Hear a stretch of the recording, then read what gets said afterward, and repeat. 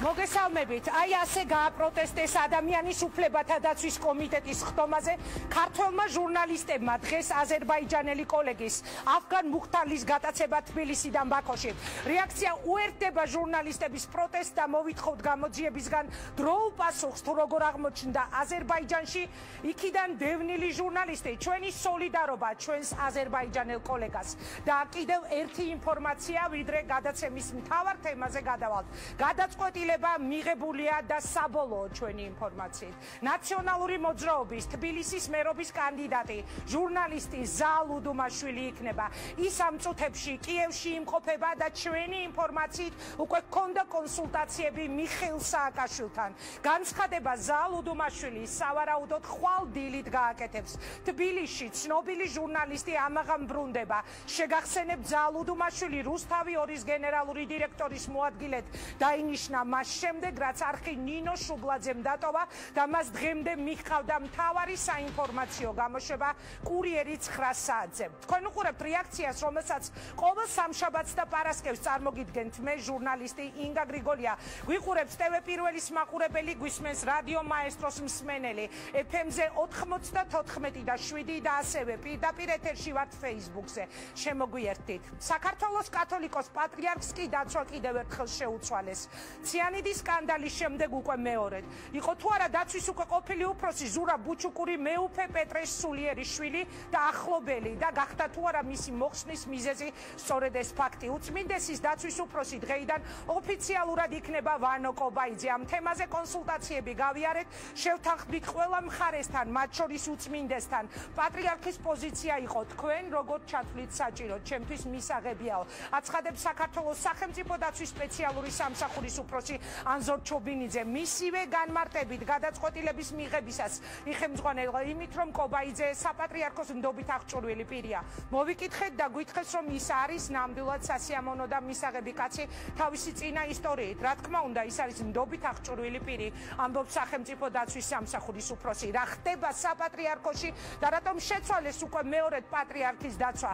შეგახსენებთ, ილია მეორეს დაცვის უფროსი ჯერ სოსო ოხანაშვილი იყო, რომელიც თებერვლიდან, როცა ციანიდის სკანდალი საჯარო გახდა გერმანიიდან პროკურატურაში გამოკითხვაზე დაიბარეს და ის მალევე სამსახურიდან წავიდა. შემდეგ კი წავიდა ქვეყნიდან და ამჯერად გერმანიაშია. შეგახსენებთ იმასაც, რომ დეკანოს მამალაძის ადვოკატები ღიად ამბობენ, რომ გამოძიება დაკავების პირველივე დღიდან გიორგი მამალაძისგან მოითხოვდა ხელი დაედო და თანამზრახველება დაესახელებინა პატრიარქის ძმისშვილი მეუფე დიმიტრი და მისი სიძე და დაცვის ყოფილი უფროსი სოსო ოხანაშვილი.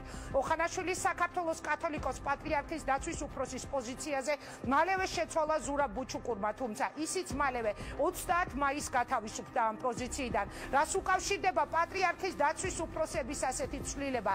რისი ეშინიათ საპატრიარქოში დღეს რეაქციაში ზუსტად 9-ზე 1 საათში პირდაპირ ეთერში თბილისის სასულიერო აკადემიისა და სემინარიის რექტორი პროტოპრესვიტერი გიორგი ზვიადაძე. ის ასევე გაგვცემს პასუხს მთავარ შეკითხვაზე, აპირებს თუ არა წმინდა სინოდი უახლოეს ხანებში უფლებამოსილება შეუჩეროს ჭყონდიდელ მიტროპოლიტს მეუფე პეტრეს. ამავე თემაზე რამდენიმე წუთში მარტვილიდან იღუმენია თამარ გამყრელიძე რამოლოდინია მეუფე პეტრეს ეპარქიაში და რითი ხსნიან შეტევას მეუფე პეტრეზე. იღუმენია თამარი უკვე ხაზია და მე მას რამდენიმე წუთში გავესაუბრები. ასევე უკვე ხაზია ჩვენი კიდევ ერთი სტუმარი ქობულეთიდან და ის არის თორნიკე მამალაძე, დაკავებული დეკანოზის გიორგი მამალაძის ძმა. დეკანოზის ოჯახი პატრიარქთან შეხვედრას ამ წუთამდე ითხოვს. რატომ ვერ შედგა ეს შეხვედრა? თორნიკე მამალაძე ახალი დეტალებით რეაქციაში, სტუდიაში კი დისკუსია თემაზე რა ხდება პატრიარქოში. სწორედ ამ თემას უკავშირდება ჩვენი დღევანდელი ინტერაქტივის შეკითხვაც, რომელსაც წარმოგვიდგენს კომპანია გლობალსელი. რა ჩვენა ციანიდის სკანდალმა მიდის ბრძოლა პატრიარქის ტახტისთვის თუ აღიკვეთა რეალურად დანაშაული? ჩაერთეთ ინტერაქტივში, ჩვენ გვაქვს უფლება გქონდეს ჩვენი რეაქცია.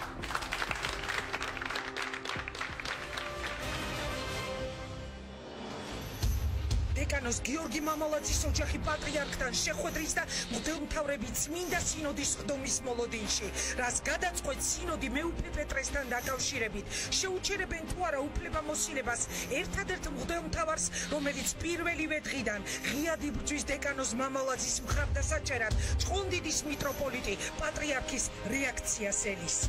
არის მოლოდინი, რომ სინოდის ხდომას უახლოეს ხანებში მოიწევენ, იქამდე ვიდრე მარხვა დაიწყება და სწორედ ამ ხდომაზე უნდა გადაწყდეს ჭყონდიდელი მიტროპოლიტისთვის უფლებამოსილების შეჩერების საკითხი. უახლოესი მარხვა, ანუ პეტრე პავლობის მარხვა იწყება 12 ივნისს, შესაბამისად მოსალოდნელია, რომ სწორედ 12 ივნისამდე უნდა გადაწყვიტოს სინოდმა რას უპირებს მეუფე პეტრეს. საინტერესოა სინოდის წევრებიდან ვინ დაუჭერს მას მხარს და ვინ დაუპირისპირდება ღიად. დღეს რეაქციაში საღამოს 8-ზე TV პირველზე დიდი დაპირისპირებები საქართველოს საპატრიარქოში. წმინდა სინოდის ხდომა, რომელიც იგეგმება, რა შეგიძლიათ გითხრათ აი ამ უახლოეს ხდომასთან დაკავშირებით? არაფერი არ ვიცი, არა ვარ საქმის კურსი. მაქვს შეკითხვები მოკრძალებული, როგორც შეიძლება კონდეს შვილის საკუთარი მამის მიმართ, მისი უწმინდესობისა და უნეტარესობის მისამართით და წმინდა სინოდის რიგი წევრების მისამართით. პირველმა შოკმა როგორც ჩანს გაიარა, სასულიერო პირებმა რეაქციის მიკროფონთან კომენტარების კეთება ნელ-ნელა უკვე დაიწყეს, რას ფიქრობენ ისინი პროცესებზე, რომელიც საპატრიარქოში ვითარდება. ილახება თუ არა ეკლესიის რეპუტაცია საპატრიარქოში მიმდინარე მოვლენებში? კი, ძალიან ილახება. უნდა გითხრათ და ყველაზე უბედურება ის არის, რომ ამას შიგნიდანაც ეწყობა ხელი. ქართველებს გვაქვს გამოთქმა ციხე შიგნიდან წყდებაო. ეკლესიის რეპუტაციას ვერ შელახავს. ეკლესია ყველა შეერახავს თავის სახელს. ეკლესიის რეპუტაციას ლახავენ თვითონ ეკლესიაში მყოფები საპატრიარქოში. ფიქრობთ საპატრიარქოში მიმდინარე მოვლენებთან დაკავშირებით? მაგაში ორი აზრი ხო არ არის ილახება. ეკლესიის რეპუტაცია ნახდად არ ილახება. სადღაც რაღაცა რომელიღაც ეკლესიაში ხდება, თუნდაც საპატრიარქოში, ამით ჩემი ეკლესია არ შელახულა. როგორია მრევლის რეაქცია საპატრიარქოს წიაღში განვითარებულ ამბებზე? სჯერათ თუ არა ვერსიების, რომელსაც მათ აწვდიან, დაიჯერეს თუ არა საუკუნის დანაშაული? ის თუ არა მამა გიორგი მამალაძე არის დამნაშავე? ვერავინ ვერ დამარწმუნებს იმაში, რომ ის ახლა ვიდეოდა ვიღაცის მოსაწამლად. საქმე არის სასამართლოში. როგორ შეიძლება გადავახტე მე კანონ მორჩილი ადამიანი გადავახტე სასამართლოში. სასამართლო გადაწყვეტავს და ის იქნება საბოლოო გადაწყვეტილება. თვით თუ არა რომ მამა გიორგი მამალაძე არის დამნაშავე? არ არის დამნაშავე. გამოძიებას ენდობით? არ ვენდობი გამოძიებას. ახლა ესე რომ აბსოლუტურად ვენდობი ამათ თქვა ასე ვერ ვიტყვი. იმიტომ რომ არის ისტორიულად ისეთი რომ პროკურატურა მაინც და მაინც სამართლიანი არ ყოფილა ხოლმე და სასამართლო. მაინტერესებს თქვენი აზრი, არის თუ არა გიორგი მამალაძე დამნაშავე?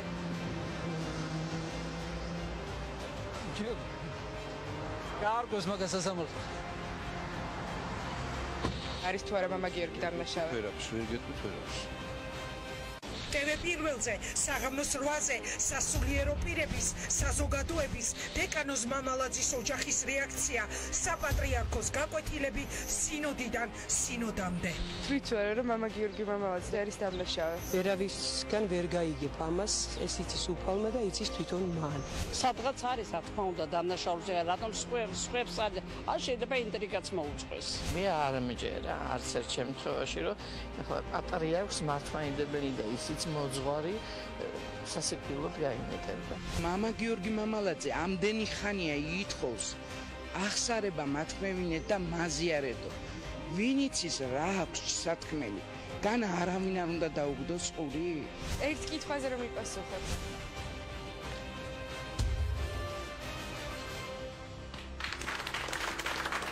მაშასე დავიწყოთ ციანიდის საქმიდან დიდ საეკლესიო სკანდალამდე. საპატრიარქოში გავლენებისთვის ბრძოლა გადამწყვეტ ფაზაში შევიდა. უახლოეს დღეებში ეპისკოპოსები წმინდა სინოდის ხდომაზე შეიკრიბებიან.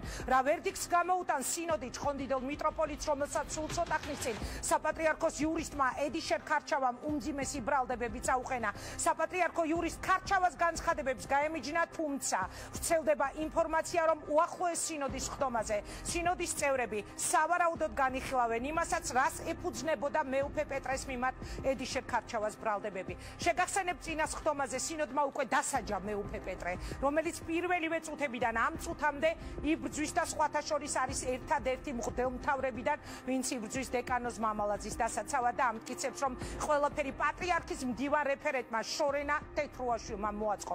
მეუფე პეტრე სინოდის წინას ხდომაზე საპატრიარქოს ტელევიზიიდან გაუშვეს, რომელსაც 2008 წლიდან ხელმძღვანელობდა. გაფრთხილების მიუხედავად ჭყონდიდელი მიტროპოლიტი არ დაემორჩილა სინოდის მითითებას და კვლავ ღიად განაგრძო ბრალდებული დეკანოზის გიორგი მამალაძის მხარდაჭერა.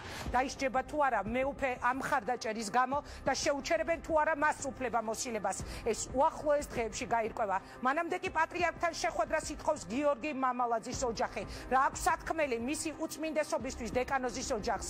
რატომ არ შედგა ამ წუთამდე პატრიარქის და მათი შეხვედრა? როგორც გითხარით, უკვე ხაზია თორნიკე მამალაძე, გიორგი მამალაძის ძმა, ასევე უკვე ხაზია მარტვილი და იღუმენია დედა თამარ გამყრელიძე. ჩვენთან ერთად იქნება ზუსტად 1 საათში გიორგი ზვიადაძე, პროტოპრესვიტერი თბილისის სასულიერო აკადემიის რექტორი. ძალიან საინტერესო სტუმრები ყავს, რომელსაც მე მოგვიანებით წარმოგიდგენ. ახლა კი ქობულეთს მივესალმები და თორნიკე მამალაძეს. მადლობა თორნიკე, რომ იღებთ გადაცემაში მონაწილეობას.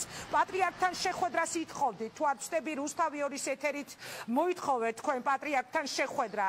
რამდენადაც ვიცი, ამ წუთამდე ეს შეხვედრა მის უწმინდესობასთან ვერ შედგა. რატომ? რა გაქვთ სათქმელი? თუ გქონდათ კონტაქტი ვინმესთან და რა გითხრეს, რატომ არ გხვდებათ პატრიარქი?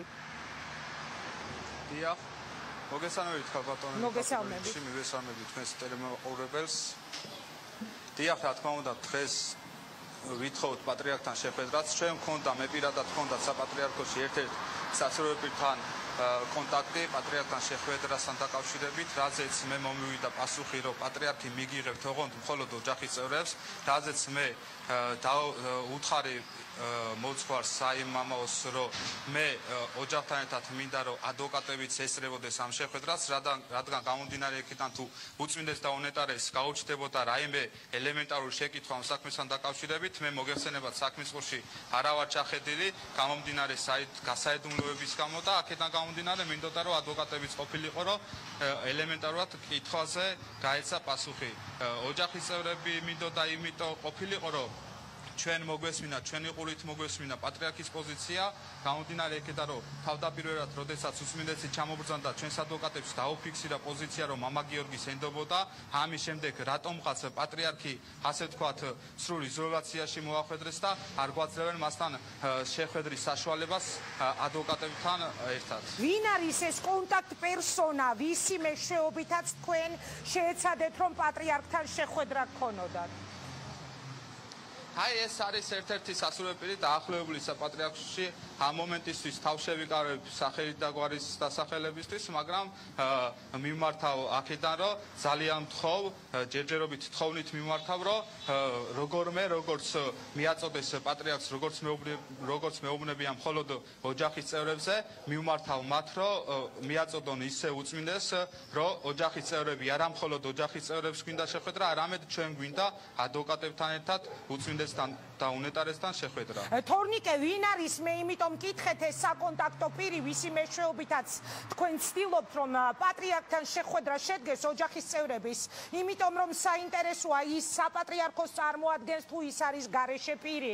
ვინ არის თქვენი შუამავალი მის უწმინდესობასთან? დიახ, რა თქმა უნდა, ის საპატრიარქოს წარმოადგენს, მაგრამ ამ მომენტისთვის თავშევიკავებ სახელით და გვარის, მაგრამ ახლა მომავალში ამასაც ვიტყვი. თორნიკე, თუ გაქვთ თქვენ ეხლა კონტაქტი დაკავებულ დეკანოსთან, თქვენს ძმასთან და რას გეუბნებათ იგი? აი, იცით როგორი კითხვა მინდა დაგიშვათ.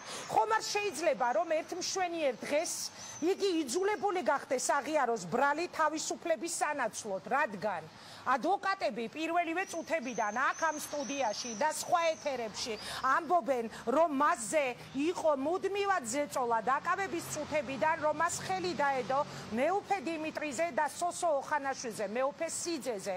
მე მაინტერესებს, როგორი განწყობა აქვს თქვენს დაპატიმრებულ ძმას. ველოდოთ, რომ ერთ დღეს თავისუფლების სანაცვლოდ მან შეიძლება ხელი დაადოს სწორედ მეუფე დიმიტრის და სოსო ოხანაშვილს.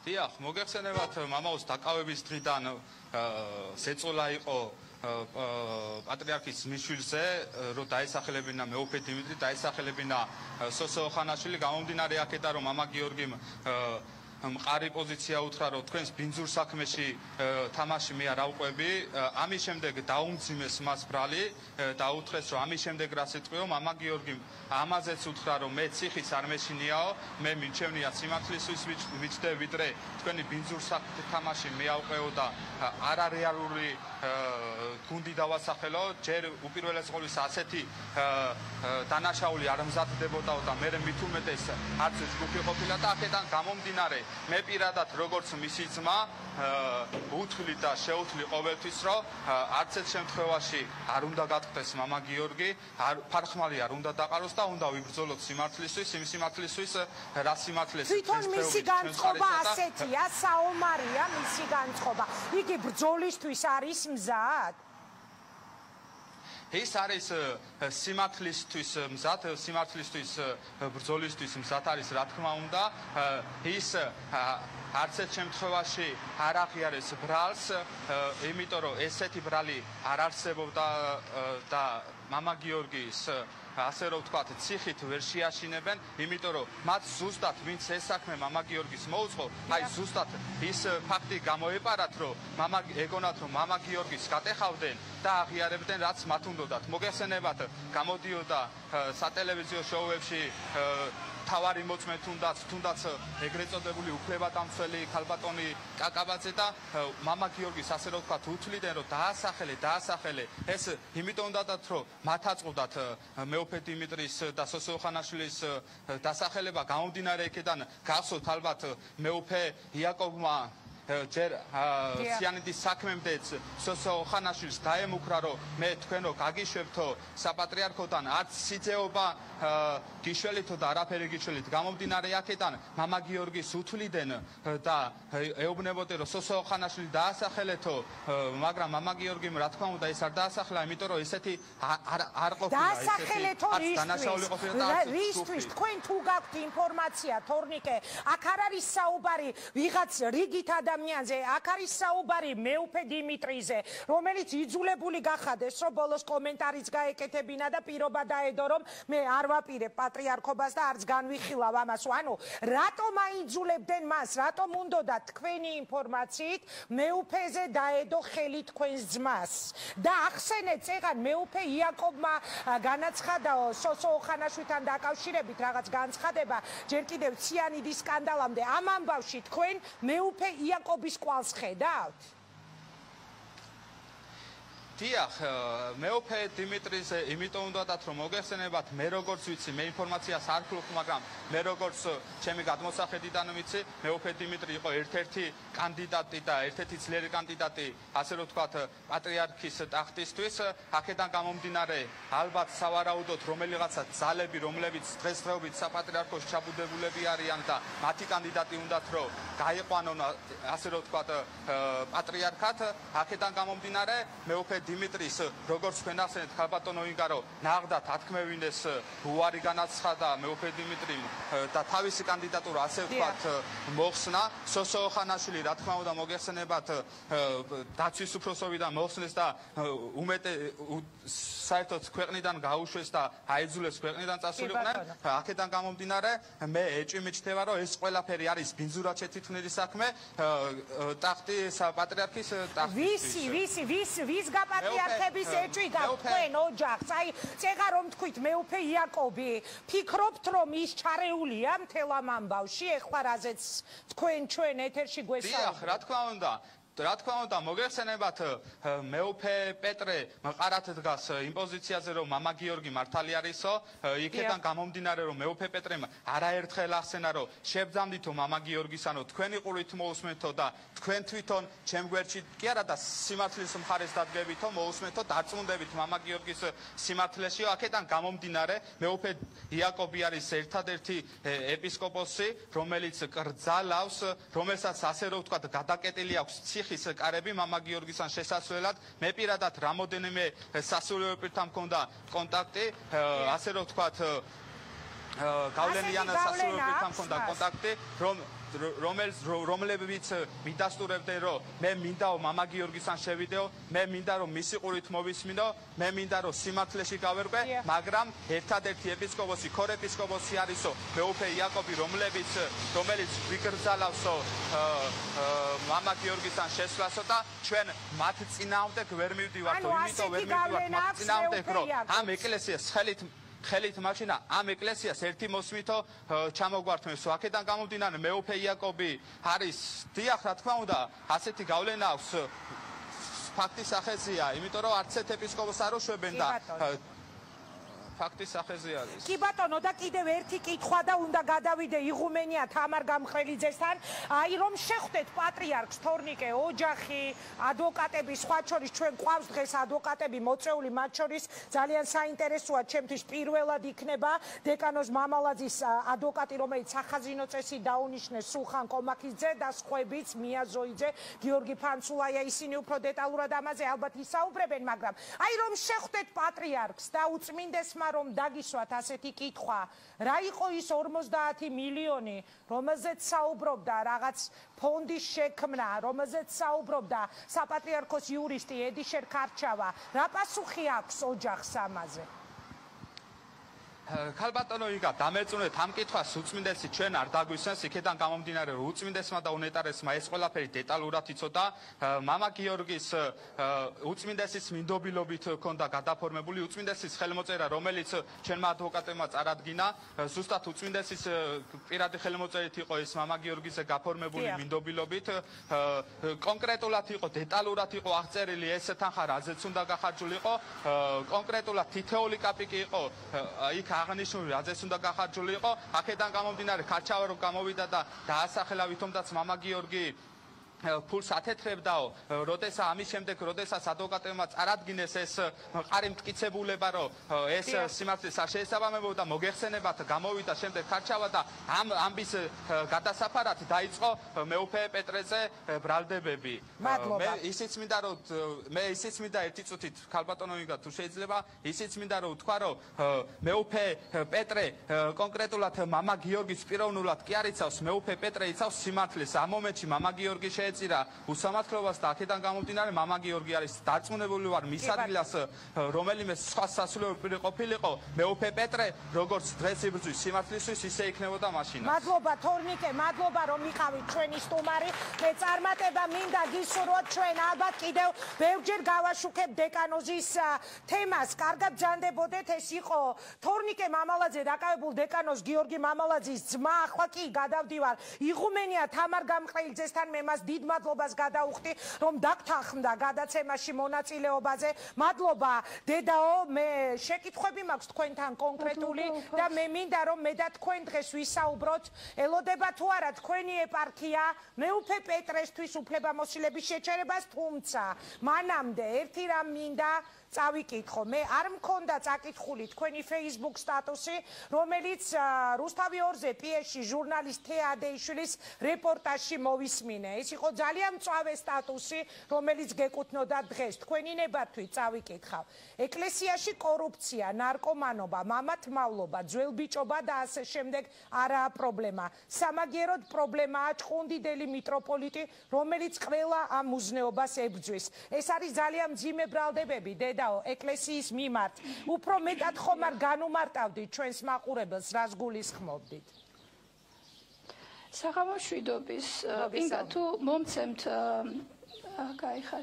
მომცემთ საშუალებას სულ რაღაც 2 წუთით გადაუხვევ თემას და მე არ შემიძლია ერთი ფაქტორი არ აღვნიშნო. მე მოусმინე თქვენს ანონს და იქ ერთ-ერთი სასულიერო პირი, ჩემი პირველი მოძღვარი, ესეთ განცხადებას აკეთებს, რომ არის კანონმორჩილი და ელოდება სასამართლოს სამართლიან გადაწყვეტილებას. არ შეუძლია სასამართლოს გადაახდეს, ასე ვთქვათ. მე ნამდვილად გული მტკივა და მწვენეა ადამიანი, რომელმაც ძალიან კარგად იცის, რა ხდება საპატრიარქოში, ასეთ განცხადებას აკეთებს და ფაქტიურად ამ პოზიციის დაკავებით ეს იმას ნიშნავს, რომ თითოეული სასულიერო პირი ხელს უწყობს ამ ყველაფერს გაგრძელდეს ისე როგორც არის. ეს მოძღვარი არის, რომელიც წლების წინ, როცა მე ჯერ კიდევ ერისკაცი ვიყავი, ძალიან სერიოზული პრობლემები ჰქონდა საპატრიარქოსთან. პატრიარქის წირვებსაც კი არ ესწრებოდა ისეთი მამა ლაზარეზე საუბრობთ დედაო. ну აი მამა ლაზარეზე ვსაუბრობ კი რა მნიშვნელობა აქვს ხა ყველა მიცის რა კომენტარის გააკეთა ძალიან მიყვარს და უბრალოდ გული მტკივა ნამდვილად აი ჯობდა საერთოდ არ გაეკეთა კომენტარი იმიტომ მე ძალიან კარგად მახსოვს რომ როცა დაალაგა ურთიერთობა შორენასთან მე დამშვიდდა და რაღაც პრობლემები აღარ ქონდა საპატრიარქოში და მან ძალიან კარგად იცის რა პრობლემები არის საპატრიარქოში და სამწუხარო ის არის რომ ამ პოზიციას იზიარებს ძალიან უმრავლესობა სასულიერო პირების.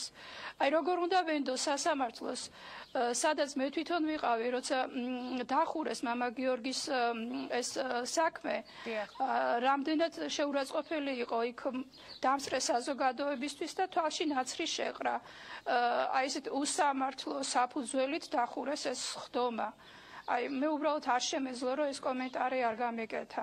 მადლობა დედაო და რაც შეეხება ჩემს მიერ დასმულ კითხვას თქვენს Facebook სტატუსზე ძალიან მძიმე არის ეს ხო წასაკითხად მოსასმენად რაც თქვენ სტატუსში ეწერა უფრო მეტად ხომ არ განგვიმარტავდით ეს ყველაფერი მართლა ხდება ეკლესიაში რაზეც თქვენ წერდით Facebook-ზე იცით მე მგონი არავისთვის არ არის ეს რაღაც ახალი და რაღაც ახალი აღმოჩენა მე არ დამიწერია.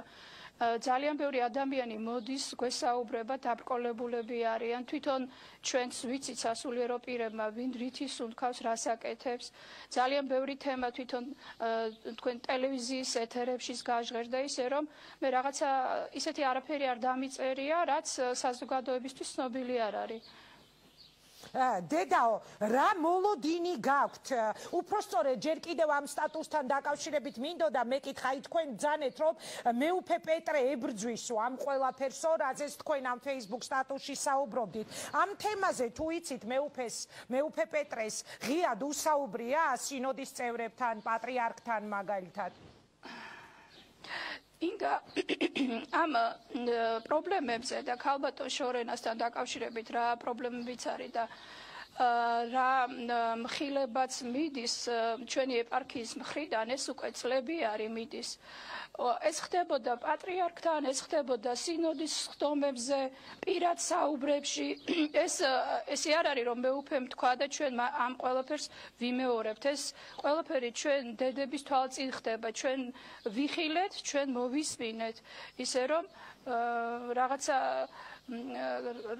გამოგონილი არ არის ეს ყველაფერი დედაო, რა მოლოდინი გაქვთ ეპარქიაში? აი მე შესავალში ვთქვი რომ ჩემი ინფორმაციით, ჩვენ მედიაში გავრცელებული ინფორმაციით, უახლოეს პერიოდში არის დაგეგმილი სინოდის ხდომის მოწვევა, სადაც შესაძლოა უფლებამოსილება შეუჩერონ ჭყონდიდის მიტროპოლიტს. თქვენ თუ გაქვთ ასეთი მოლოდინი სინოდის ხდომასთან დაკავშირებით, იმიტომ რომ ჩვენ ვნახეთ სინოდის წინას ხდომაზე დასაჯეს მეუფე პეტრე, იგი გადააყენეს საპატრიარქოს ტელევიზიის დირექტორობიდან ჩვენ ვნახეთ პროკურატურაში დაბარებული ჭყონდიდის მიტროპოლიტი ანუ დღეს გააქვთ თქვენ ეს მოლოდინი რომ სინოდმა შესაძლებელია მას უფლებამოსილება შეუჩეროს როგორც ჩვენი ეპარქია მე მგონი მთელი ქართველი ელოდება სინოდს მე ისე იმეც ვიტოვებ რომ ისეთი მიკერძოვებული და არაობიექტური არ იქნება სინოდი ამ ჯერზე და რაც უფრო მალე მიხვდება მთელი საზოგადოება რომ დრო არის ეს ყველაფერი შეჩერდეს და გადავარჩინოთ ჩვენი ეკლესიისა და პატრიარქის იმიჯი მით უფრო უკეთესი იქნება მე რა თქმა უნდა არაფერს არ გამოვრიცხავ როცა ამდენ უსამართლობას ვხედავ და რა ვიცი მე ესე ვთვლი რომ ქრისტიანობა პირდაპირ პროპორციულია მოწამეობასთან და მე პირადად თუნდაც არათუ მეუფე როგორც რიგითი ჯარისკაცი ქრისტესი ყველაფრისთვის მზად ვარ და ყველა ვარიანტი შეიძლება ითქვას რომ განხილული გვაქვს რომ რა შეიძლება მოხდეს ყველაფერი ღვთისნება არის კი მესმის დედაო ასეთი კითხვა მინდა დაგისვათ დაუშვათ თუ სინოდის ხდომაზე დადგება ჭყონდიდის მიტროპოლიტის საკითხი და დაუშვათ თუ მიიღებს სინოდი გადაწყვეტილებას რომ მეუფე პეტრეს მართლაც შეუჩერდეს უფლებამოსილება ამ შემთხვევაში თქვენ დაემორჩილებით ეპარქიის სასულიერო პირები სინოდის გადაწყვეტილებას და როგორი იქნება თქვენი პოზიცია პირველ რიგში თუ სინოდი ამ გადაწყვეტილებას მიიღებს, ესეც იქნება რაღაც კანონდარღვევა რჯულის კანონის, იმიტომ რჯულის კანონით მღვდელმთავარს მეორე გაფრთხილება უნდა მიეცეს. შემდეგ უკვე თვითონ ეკლესიის წევრებთან უნდა განიხილონ ეს საკითხი და სინოდმა დაგვიმტკიცონ მისი ბრალეულობა. ისე რომ თუ ესე არ მოიქცევიან, კიდევ ერთხელ გახდება საზოგადოებისთვის ნათელი, რომ არაობიექტურები იქნებიან და არ იქნება სამართლიანი გადაწყვეტილება. თქვენ დაემორჩილებთ ამ გადაწყვეტილებას, თუ მიიღებენ ასეთ გადაწყვეტილებას? მე აუცილებლად ჩემს პოზიციას დავაფიქსირებ, როცა იქნება, რაც იქნება ღმერთმა ეს არქნას, მაგრამ დავემორჩილებით, რა თქმა უნდა, დავემორჩილებით, მაგრამ ღმერთის წინაშე ყველა რომ წარსდგებით, რა ვიცი, ამაზე რომ ვიფიქროთ მთელმა საზოგადოებამ უკეთესია. აი მე რა პასუხს გავცემთ.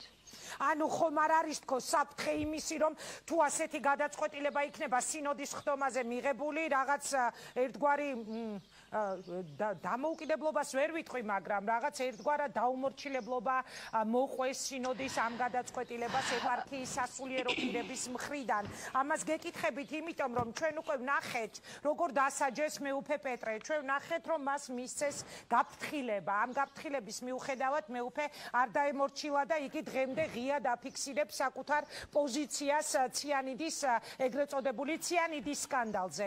ამიტომ გისვამთ ამ კითხვას. იცით, მე მინდა გითხრათ, რომ ეს აზრიც არასწორია და თვითონ აი საპატრიარქოდან არის გავრცელებული, თითქოს მეუფეს აუკრძალეს ტელევიზიებთან ურთიერთობა. თუნდაც ის ბრალდებები, რაც მეუფეს წაუყენეს, მე თვითონ ავტვირთე ის საპასუხო წერილი ინტერნეტ სივრცეში და მე მგონი საზოგადოებისთვის ცნობილია, რომ აბსოლუტურად არ იყო შესაბამისობაში საეკლესიო კანონებთან. და აქედან გამომდინარე, აი რა გითხრათ ახლა, როგორ მოვიქცევით ჩვენ ნახოთ ჯერ როგორ განვითარდება მოვლენები. კი ბატონო. დედაო, ასეთი რამ მინდა გთხოვოთ, ჩვენი სტუმარი დაახლოებით 10-15 წუთისთვის იქნება პროტოპრესვიტერი გიორგი ზვიადაძე. მე მინდა რომ თქვენ ჩვენთან ერთად მოусმინოთ მამა გიორგის რა სიტყვის საპატრიარქოს სახელით ის და შემდეგ ერთი კითხვა მინდა კიდევ გადაცემის ბოლოსკენ რომ დაგისვათ. გექნებათ ამის საშუალება რომ დაგველოდოთ? მადლობა დროებით დაგემშვიდობებით. ეს იყო იღუმენია თამარ გამყრეიძე, მე მას დროებით ვემშვიდობები. ცოტა ხანში გიორგი ზვიადაძე ალბათ გაგცემს პასუხს რა იგეგმება საპატრიარქოში და იგეგმება თუ არა სინოდის ხდომაზე მეუფე პეტრესთვის უფლებამოსილების შეჩერება. სტუდიაში მივესალმები სულხან კომახიძეს, მია ზოიძეს, ისინი არიან ადვოკატები, დაკავებული დეკანოზის, ასევე ადვოკატი ნონა ფილაური და მინდა მაგიდასთან მოვიწვიო. გიორგი ფანცულაია, დეკანოს გიორგი მამალაძის ადვოკატი და თეოლოგი ლადო ნარსია. დიდი მადლობა. ბატონო ლადო, მე მაინტერესებს თქვენი მოსაზრება რამდენად არის მოსალოდნელი სინოდის ხდომა მართლაც შეუწყვეტოს მეუფეს უფლებამოსილება. მე მოვისმინე რუსთავიორზე გასულ რეპორტაჟში თქვენი მოსაზრებები. ეხლა უკვე პირდაპირ ეთერში ვცვლათ რომ ვისაუბროთ ამ თემაზე. ხათუნა საღინაშვილი, ჟურნალ ქვაკუთხედის რედაქტორი და მამუკა გიორგაძე, სახალხო პარტია და ასევე გთხოვ დაბრძანდეთ საპატრიარქოსთან მეტად დაახლოებული ადამიანი. მადლობა მამუკა დიდი გადაცემაში მონაწილეობისთვის. ეხლა არის რეკლამის დრო. რეკლამის შემდეგ უკვე გადმოვდივარ სტუდიასთან შეკითხვებით და ასევე როგორც გითხარით. რეკლამის შემდეგ შემოგვიერთდება მამა გიორგი ზვიადაძე. რეკლამა მალე გაივლის, დაგვევოდით.